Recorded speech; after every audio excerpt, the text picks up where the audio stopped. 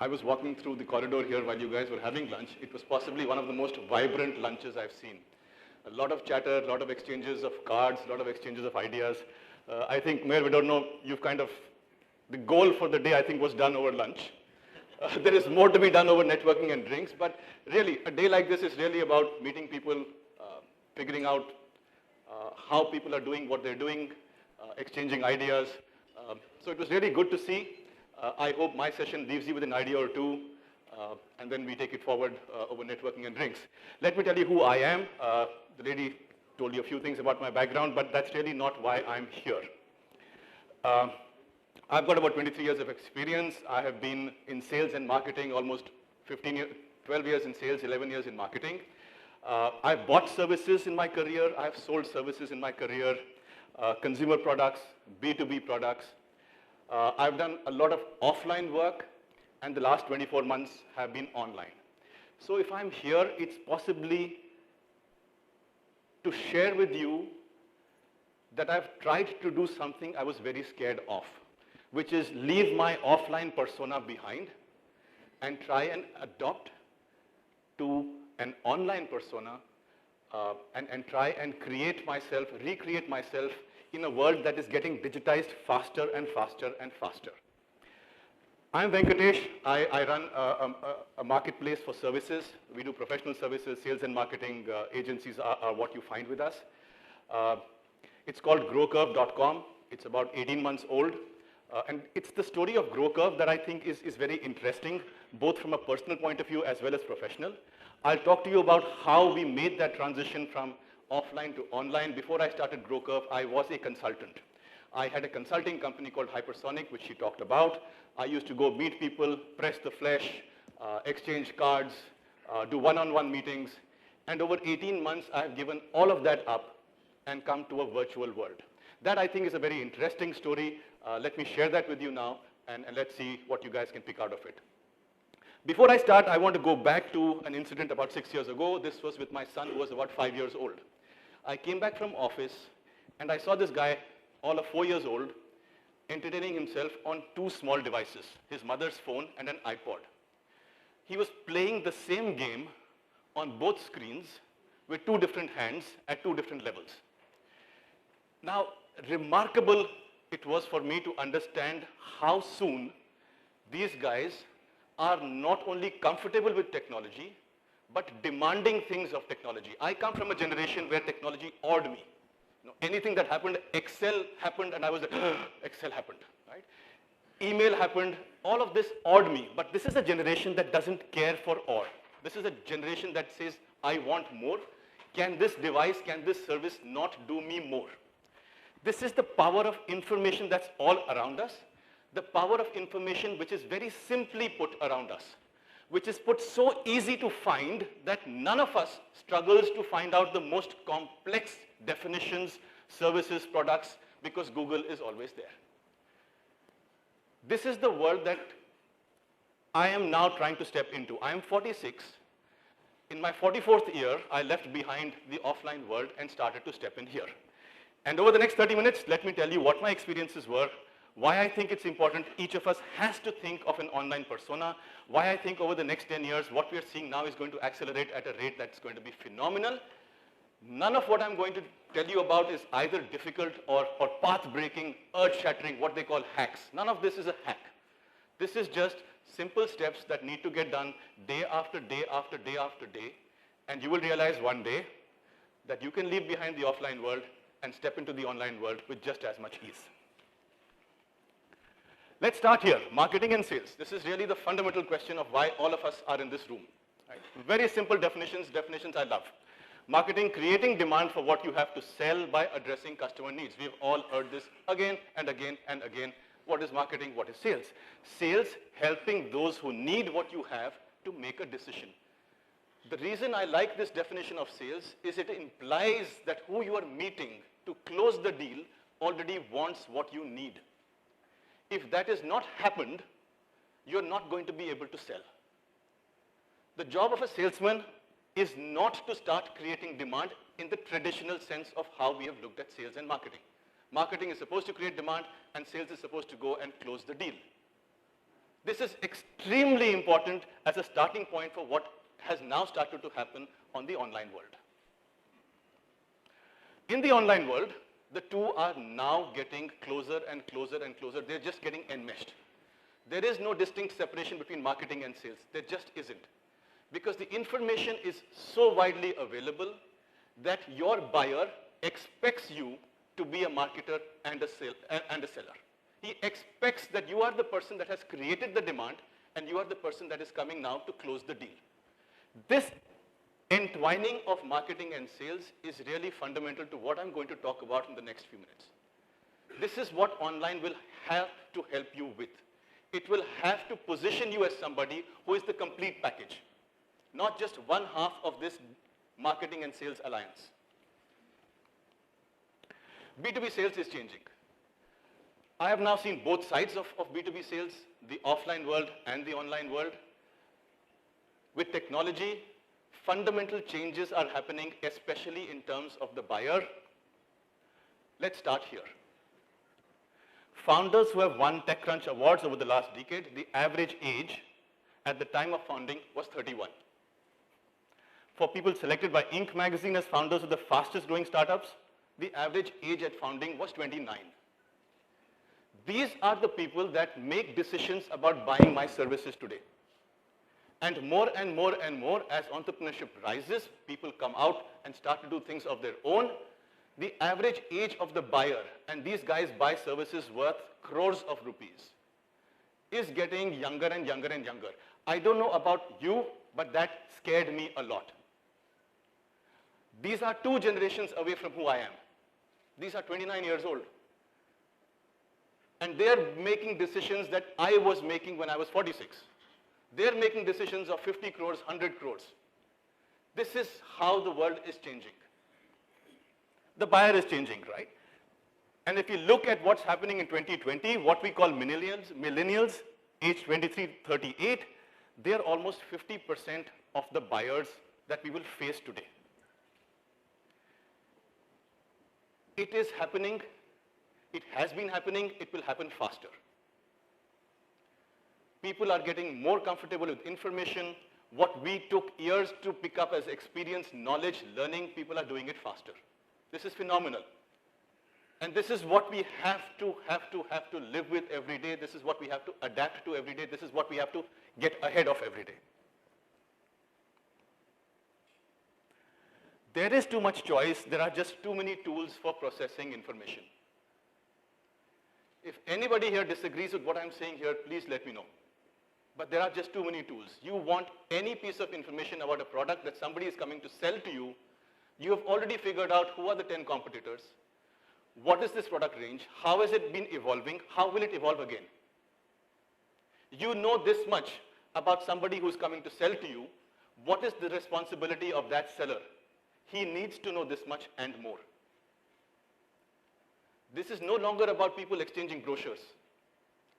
This guy has basically got all of this information on his phone, iPad, whatever you call it, and he is basically testing every seller on how much more the seller knows from what he knows. This is a phenomenally challenging environment in which we are selling today. 74% research, at least half of their work purchase is online. 60% research products on mobile. 91% prefer to buy online once they've decided what to buy. That's the other problem you're facing, right? When people want to buy, they're not necessarily going to call you. They're going to find the nearest portal, the nearest aggregator, the nearest wholesaler who can sell it to you. What becomes your role? There were times when they would call us and say, "Yaar, order place karna, I want to place an order for this, I want to place an order for that." Now, all they're looking for is saying, have I been convinced that your product and service is what I want to buy? Let me go buy it where I can buy it conveniently. The last line says there is greater transparency and visibility to options, which is very true. And this is just going to get more and more and more and more as technology becomes simpler to use, easier to use. This is a trend that we will have to adapt to. This slide is now talking about how transactions are moving from the offline to the online world. A market like China today does $670 billion worth of B2B products and services bought online. We are nowhere near there. The US market does 340, so China is already 2 times ahead of what the US market does, which means that this trend will happen to us as well. This trend of people buying services online, deciding services online, is going to happen to us at a phenomenal rate. Young people coming in, finding different channels of purchase, where does that leave all of us in this room?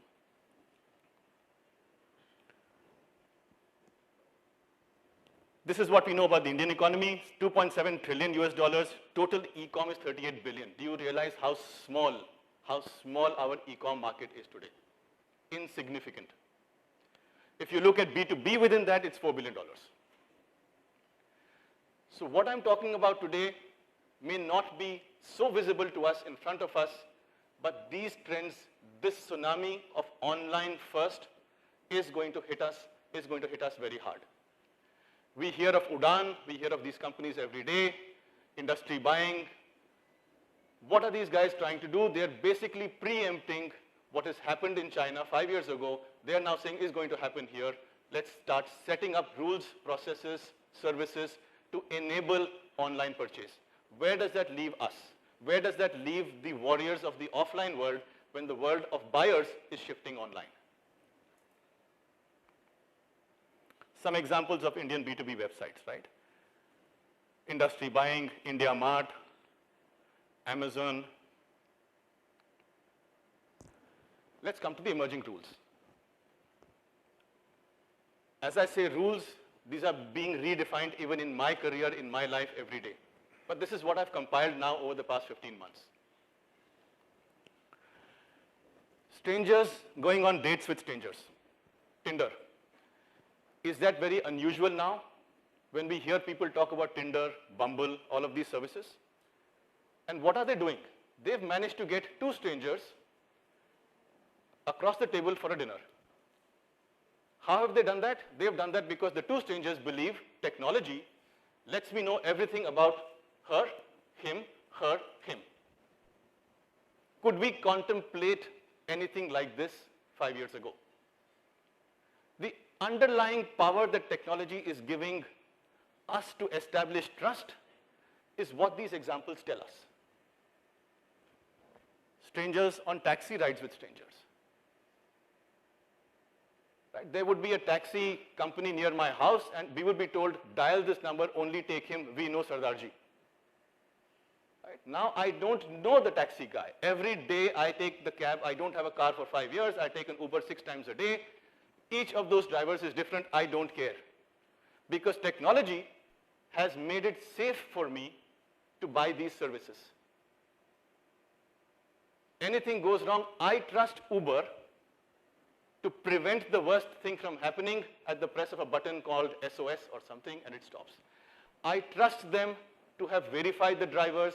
I trust the drivers to be so embedded into the Uber system that they are not going to mess around with me. But again, simple examples of how trust is getting established online. And this is really the fundamental to what any of us will have to do going forward. Understand that trust getting established online is reality, is happening everywhere, and must happen in the business we are in. Strangers buying books from strangers. 10 years ago, buying a book on Flipkart was, let's try this. Today, we buy TVs worth 2.5 lakhs, 4 lakhs, 6 lakhs on Amazon and Flipkart and don't think about it. Why? Because we are confident if anything goes wrong, there is technology taking care of it. Technology has verified who the buyer is, who the seller is, the transaction is complete. There is Amazon that's going to help me.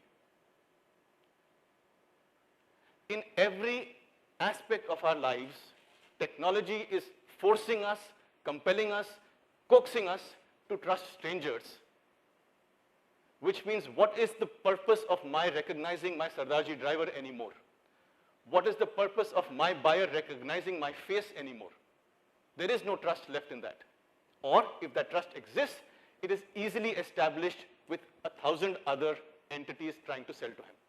That's what technology is telling us today. I'm assuming all of you are on LinkedIn. I could be off by 10%, but I'm certain all of you are on LinkedIn.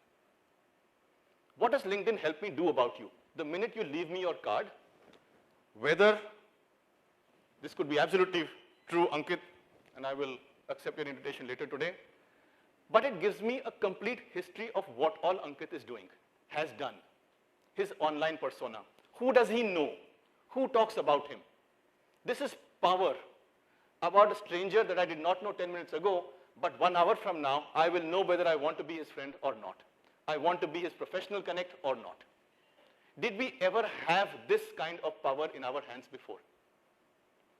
This is what we are facing every time we are trying to go and sell to somebody. He already knows 10 other people who sell the same thing that I'm selling. He knows everything he wants to about me, everything he wants to about those 10 people, to make a decision of who is more trustworthy. Because it's technology now that's compelling him to choose his trusted partner. It's no longer 10 handshakes, no longer 10 cards, no longer 10 brochures. It's what do I recognize of this person? And we're talking about a generation that meets people online every day. They trust what's happening. They trust what Facebook is telling them. They trust what LinkedIn is telling them. Unfortunately, they also trust what WhatsApp is telling them, but that's part of life. Strangers will buy products and services even if you're a stranger. My business is 14 months old. In 14 months, I now have 700 projects coming from strangers who are ready to meet other strangers for ticket sizes of 5 lakhs and above. Is not funny. Is nowhere near where we want to be, but it is not funny. Every day we meet people stepping off saying, this is my family business. I now want to do it differently. I'm a new company. I want to do things differently. I don't know who to find. I'm okay if you give me enough information to trust the partner on the other side. Who would have thought this to be possible? Where does that leave me as a consultant, going office to office, shaking hands with people, saying, this is who I am, take my services, when online, I can find a far better range, a far more robust, relevant range.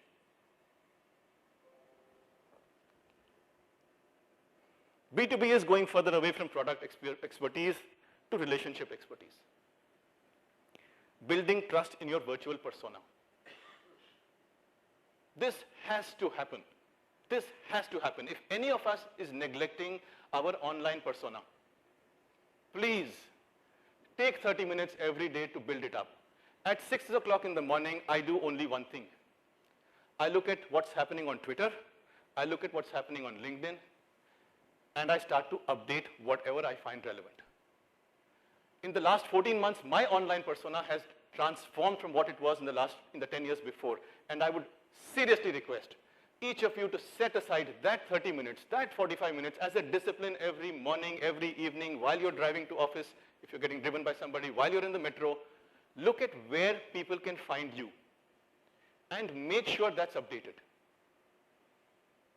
We don't have to be the world's greatest writers, but we just need to be able to tell the world what's happening in our lives, what our point of view is, how are we evolving in the business that they are interested in knowing about. They don't care whether I like Shah Rukh Khan or not, but they do care that I have a point of view on how trust is getting built on my platform. Those are the people that come and look at my profile. I write every morning, every day about how technology is helping procurement of services improve. This is a 30-minute exercise. I would say please do it. Not because you want to have 1 lakh followers, but because your buyer, they may be only 10 in a year, will come looking for you online before they say hello to you offline.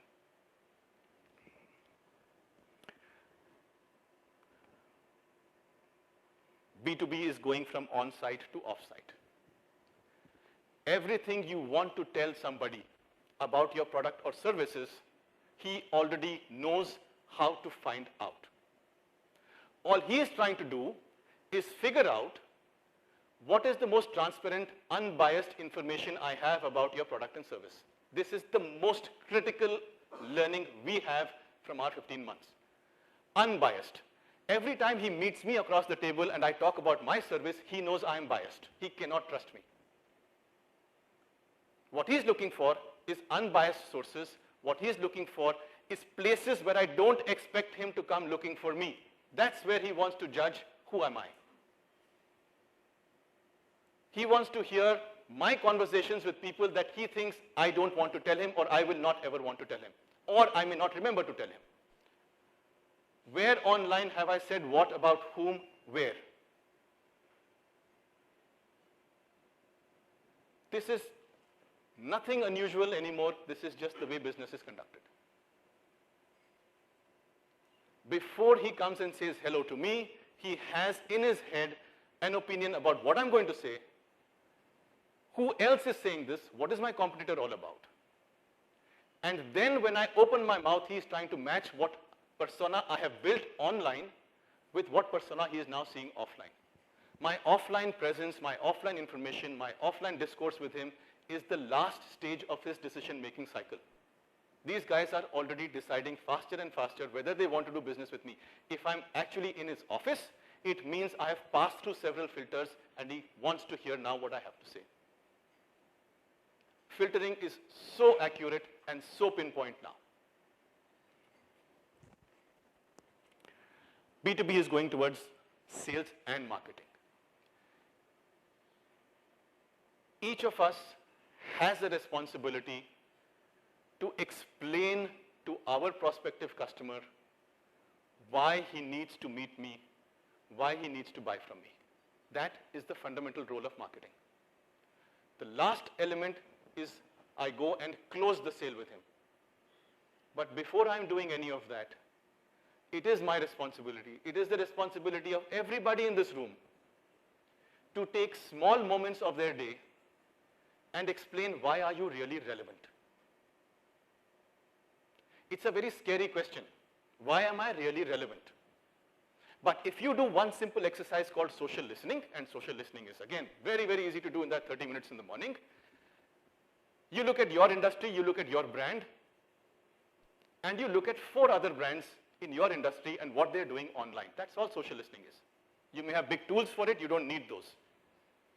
Go on 3 platforms. If you're a B2C product, you will have to go on Facebook, you will have to go on Instagram. If you're a B2B product, look at Twitter, look at LinkedIn.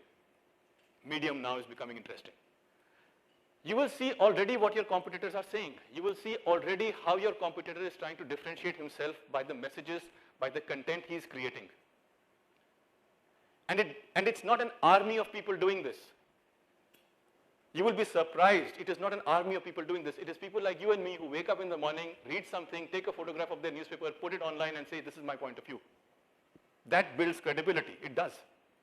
I may not agree with that point of view. I may agree with that point of view. That's for the user to choose. But my responsibility is to make sure that I'm telling a story online which starts to differentiate me from my competitors. 30 minutes, have a point of view, go to the right platform, and we'll talk about which is the right platform for doing what. Spend a little time putting a point of view out there. I cannot emphasize enough, if people are talking to you, they have most likely already made up a point of view.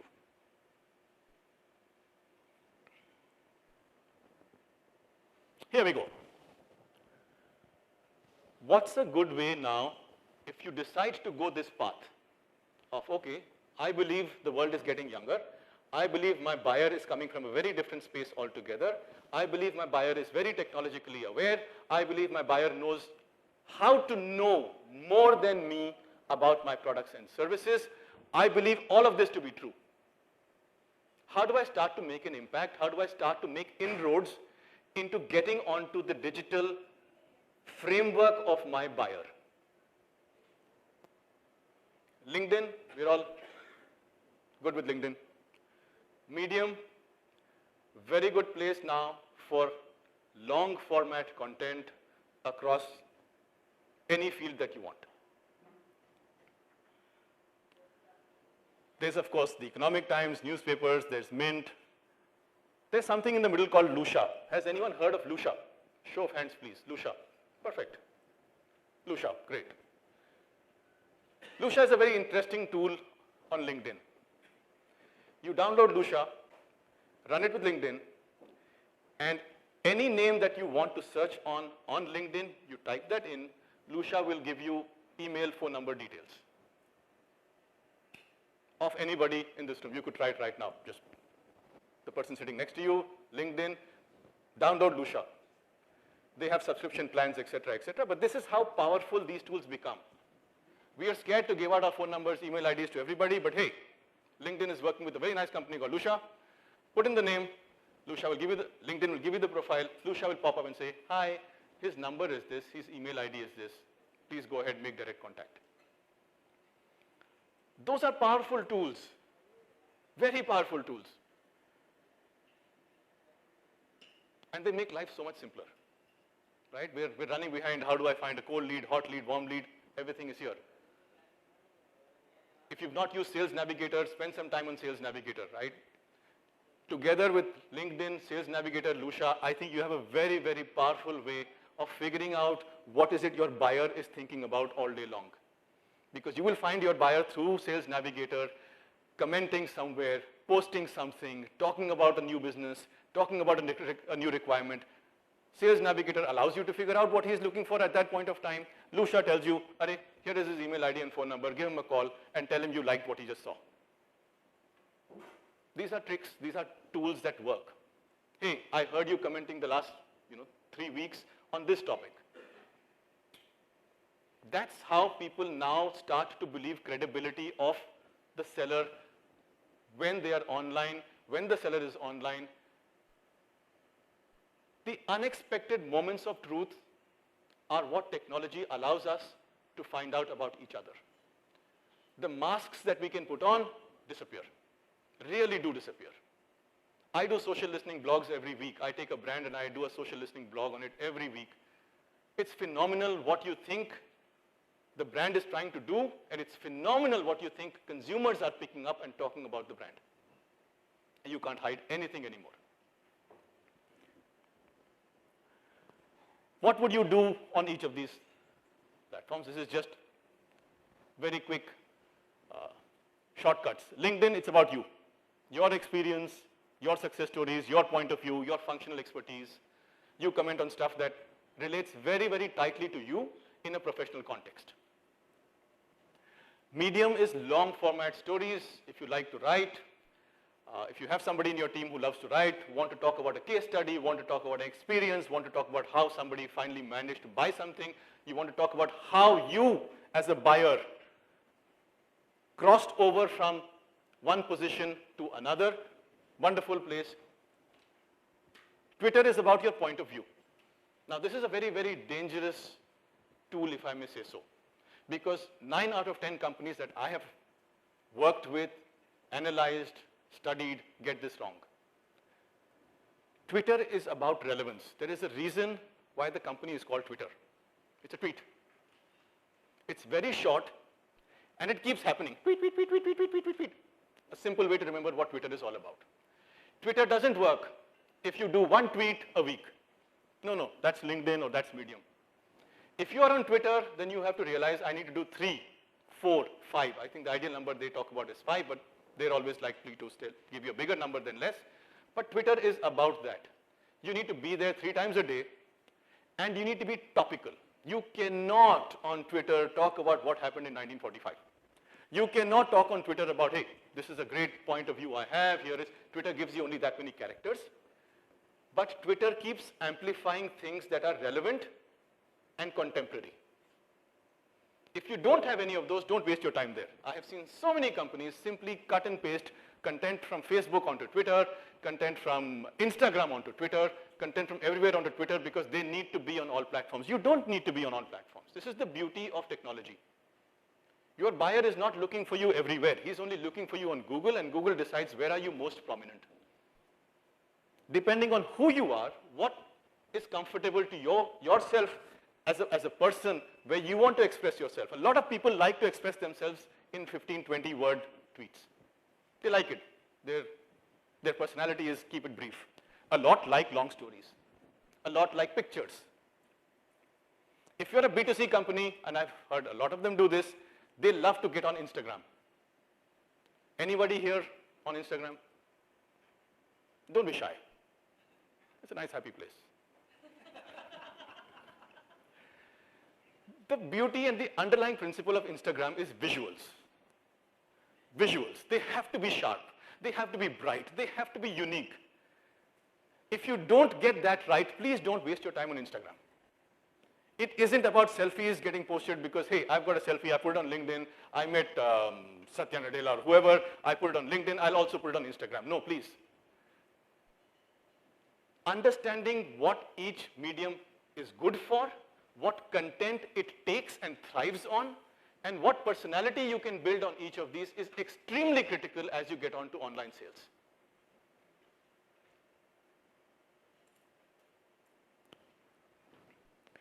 And the last, not the least, PR.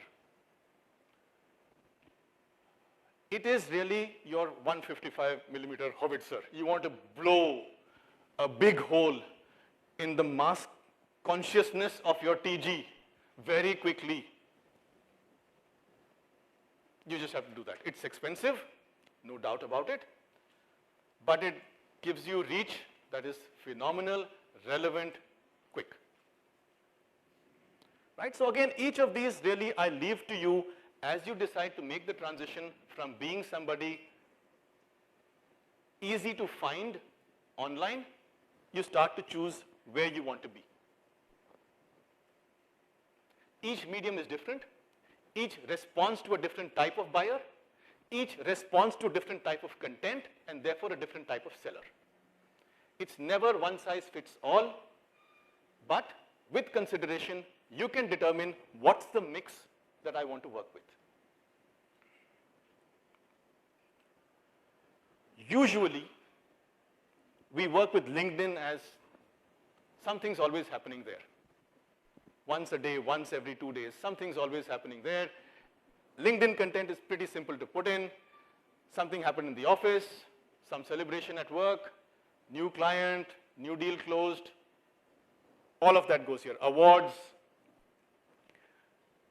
Twitter has to be very, very, very, very frequent, but it's a very complex platform to be in. To succeed on Twitter, you have to be careful. I have not found too many companies that have gone with a complete standardized approach on social media and be equally successful in each. Twitter demands a very high degree of engagement into the platform before the platform engages back with you. Medium, again, if long formats appeal to you, if your stories are what lead to long format, case studies are really very good examples of how things happen on Medium, please go that way. And finally, Mint or PR. Now, the PR engine is also something that we try and regulate because of its price. It is an expensive medium. If you go that route, you get very good results, but you just have to understand that it's a very expensive route. So when we are looking at creating digital personas, when we talk to our clients about how they want to create digital personas, broadly, this is the framework we try and give them. Broadly, this is the framework that our digital agencies will start to talk about clients. How frequently, what business are you in, who's your buyer, where could the buyer be, where can you find the buyer, what does this platform want you to do, how frequently must you engage in this platform, and finally, what's the budget you have in mind to reach what you're trying to reach. I always like to put this chart.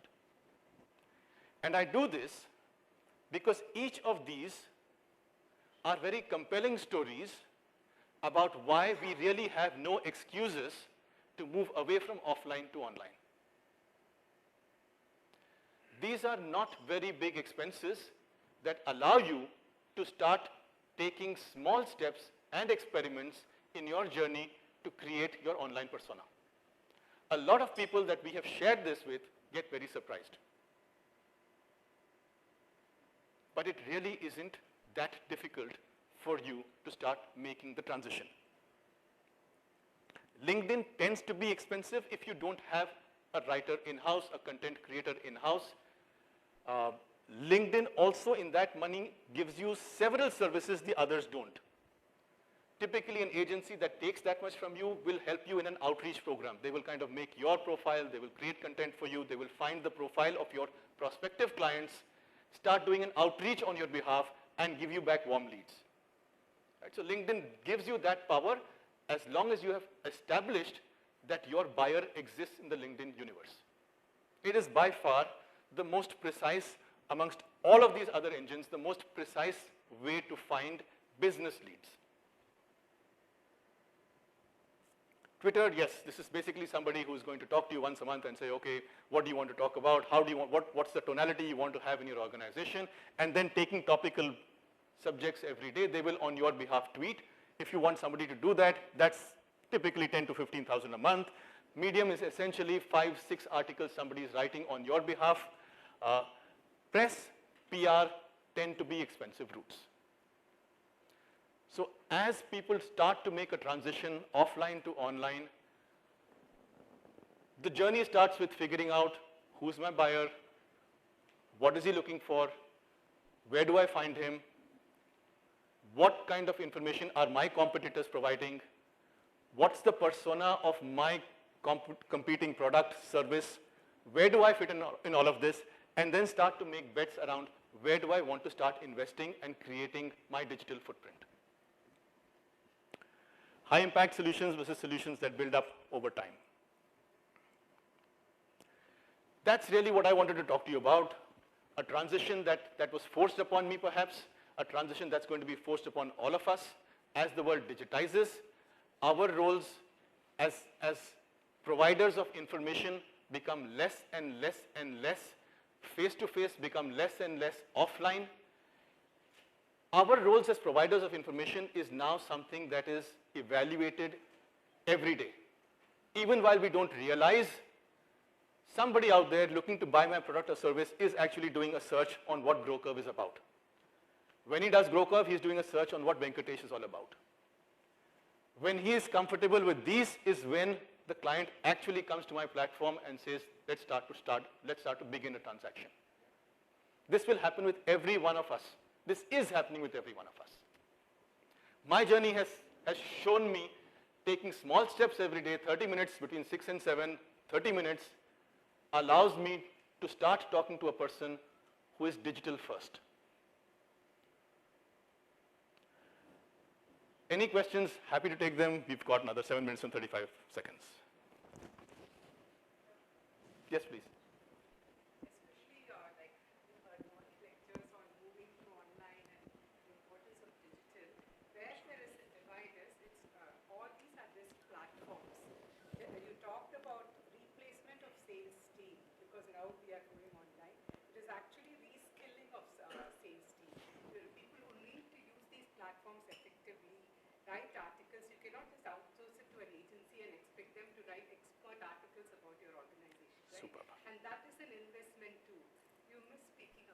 Superb. Okay.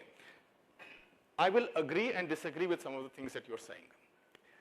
That there is reskilling is phenomenally true, right? Each of us here have to reskill. I am reskilling. I am in the journey of reskilling. There are those that are way ahead of me and I read about them, look at what they've done. Reskilling is critical. When you're talking about content and you said, can I outsource content? The answer is really a range of responses, depending upon what is your product and service. There are content writers who go very deep into technology and write about technology. And you will be surprised how effectively they can position your brand, your service in a technology landscape. There are those that are not comfortable with technology, but can write about what the consumer is thinking today. And how does your product fit into that? Ideally, yes, you want all of this in-house. Ideally, you want your own team to be able to create all of this content. We think that journey is a very long one. It truly is a very long one. In between, what do? You have to find, so this is a mix of what I do in those 30 minutes, that's me, and you can tell it's his personality that's coming through, and what my agency does in the other 23 hours, 30 minutes of the day, and I use a mix of both.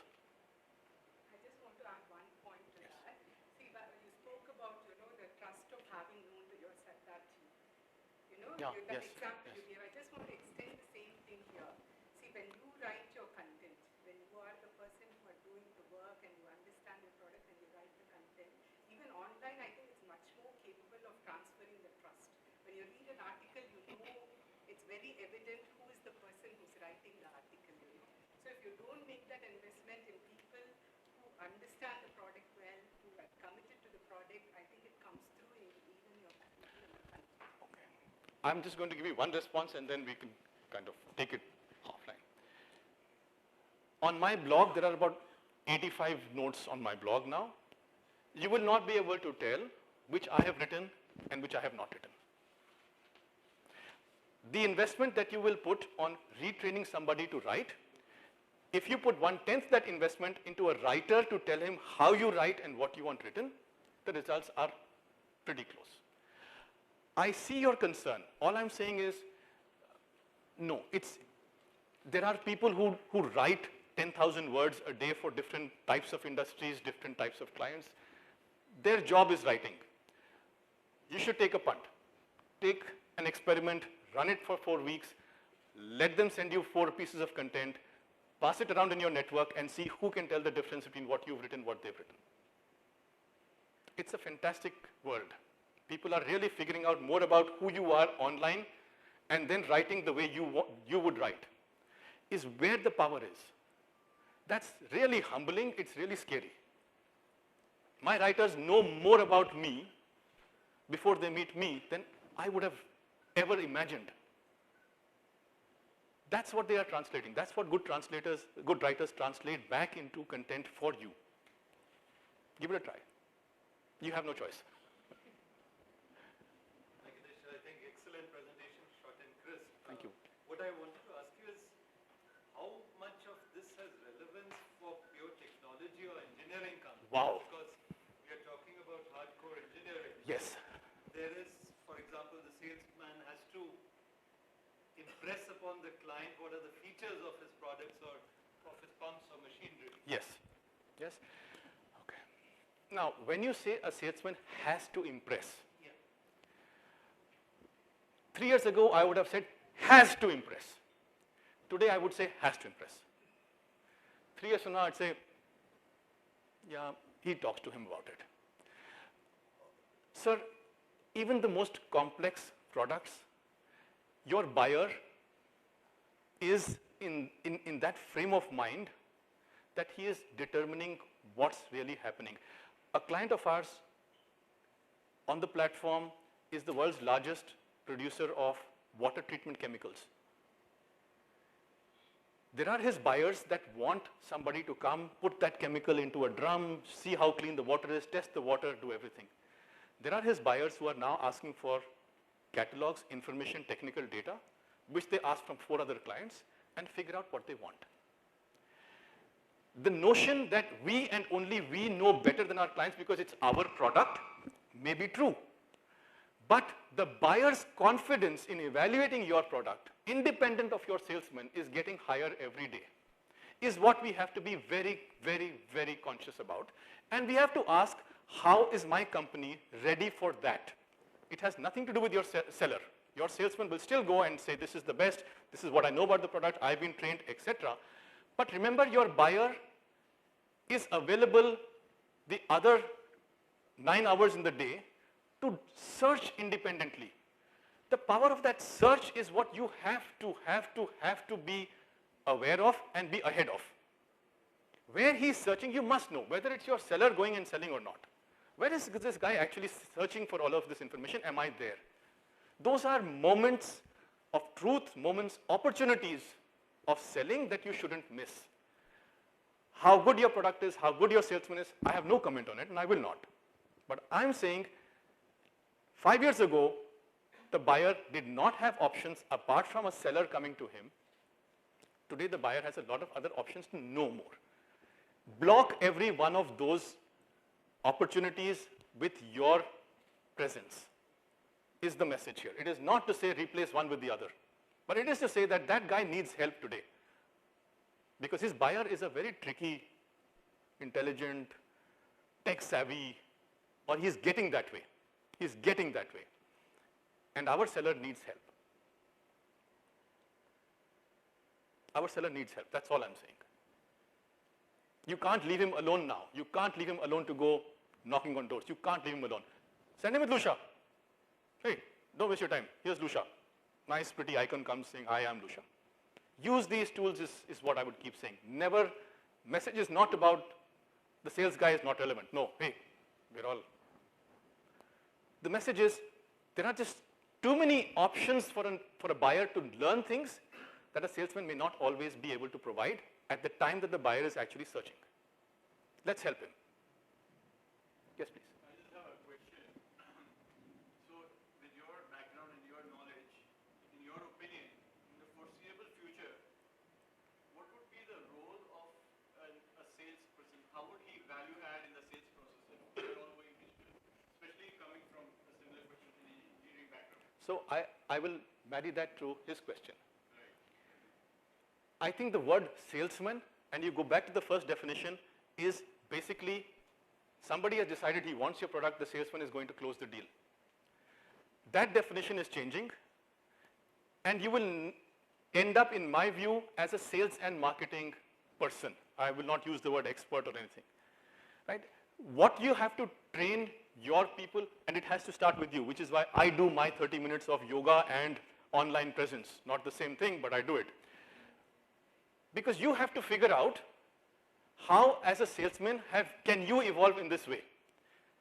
I don't want to make that distinction between what will the salesman do. The salesman will do exactly what he's doing, but he has to do a little bit more. He has to be aware that a customer is looking for his product and service even when he's not in front of the customer. How would you react to that knowledge? Is where you have to start this conversation. If you know that your customer is right now online, looking for your competitors, looking at your competitors, looking at your persona, what would you do? Nothing different, except that you'd make the time to be there. The salesman is not going to disappear. His skills will not disappear. Like she said, you have to start getting him to think a little bit more about even demanding, right? Your conversations need to be perhaps about where is the buyer when he's searching for information. Are your salespeople asking him those questions? Sir, aap kahan se dhoondte ho information? Where do you look for it? And then feeding that back to you, saying, look, I'm not the guy that can write content, but I know he's there, and I know this is where he picked out that information, and I know he knew this before I met him, which he should not have. How is this happening? Is what I think all of us here have to encourage our teams on the ground to start feeding back to us. How are things happening that are seemingly out of our control today? And they're seemingly out of our control today because these other avenues that have opened up, we haven't paid attention to them enough.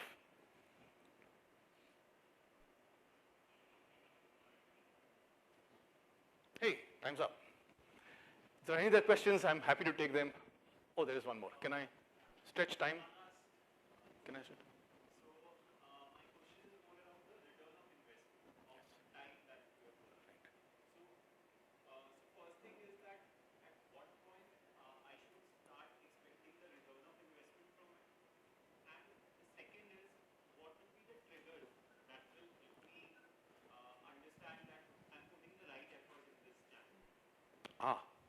Okay, so there is no end to, am I putting the right effort in this channel? Because every time you start to get a return on a certain channel, you will just go deeper and deeper and deeper and deeper into it. What is the, look, this is not by any stretch of imagination easy what we're asking everybody to do now. It is not easy. It is not a question of, I go out there tomorrow morning and I start tweeting 4 times a day and I must have 100 followers and 3 calls from prospective customers. Right? These are all iterations, trial and error, which is why I put that last chart out there. Right? You have to work with somebody who understands the space, set the baseline right, and then measure incrementals from there. This is what digital is about. If they say digital is this, digital is that, I'm skeptical of digital on all its capabilities because I think every time we think we know what Facebook is doing, they switch the algorithm. So they keep making you run behind something and spend more money. The question for you and what you're asking is, what's ROI? The answer is, you will not know till you try it. For me, ROI was spending 15,000 rupees for 6 months and getting 1 customer out of it. because that customer paid for 6 times what I spent on that. For each of us, that decision will be different. What you do is go to what is called cost of acquisition. Right? If this is my customer, this is my margin, and this is what it's costing me, is it worth it or not? That's what you want to answer. You can't answer that today. You can have a framework to say, look, if I get a customer who's paying me 5 lakhs, and I have a margin there, which is say 2.5 lakhs, then I have to see what did it cost me, my time, agency time, media spend to get that. Is that worth it? At what point will I be skeptical? Once you have that number saying, okay, I can spend up to 50,000 rupees for my first closed lead, then you start to measure what's happening. But it's a journey of many, many, many, many, many steps. I assure you it is not as linear as we'd like it to be.